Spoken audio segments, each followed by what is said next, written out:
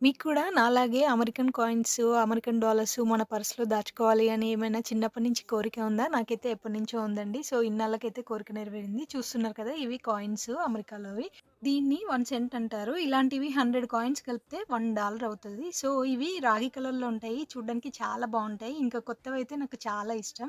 ఈ కాయిన్ వచ్చేసి 5 సెంట్ అంటారు. ఇలాంటివి 25 కాయిన్స్ కలిపితే $1 అవుతది. అలాగే ఇవి క్వార్టర్ డాలర్స్ అంటారు. ఇవి 4 కలిపితే మనకు $1 అవుతది. సో, ఇవండి మనకు కాయిన్స్ ఇలా ఉంటాయి అమెరికాలో. అలాగే ఇవి డాలర్స్ అనమాట. ఇది $1 అలాగే $5 చూస్తున్నారు కదా! $1 ఇలా ఉంటది. సో, ఇంకా ఒక్కొక్క డాలర్ మీద ఒక్కొక్క తాత అయితే ఉంటారు. మన ఇండియాలో లాగా ఒకటే గాంధీ తాత అయితే ఉండరు. డిఫరెంట్ డిఫరెంట్ నోట్ల మీద డిఫరెంట్‌గా ఉంటారు అందరూ. దీని తర్వాత $50, 100, 200 వరకైతే మాక్సిమం యూజ్ చేస్తారు. ఎక్కువ కరెన్సీ యూజ్ చేసినా మళ్ళీ ప్రాబ్లమ్ అవుతదని 200 వరకి స్టాప్ చేస్తారు వీళ్ళైతే. మరిన్ని అమెరికా విషయాల కోసం నా ఛానెల్‌ని ఇప్పుడే సబ్స్క్రైబ్ చేసుకోండి.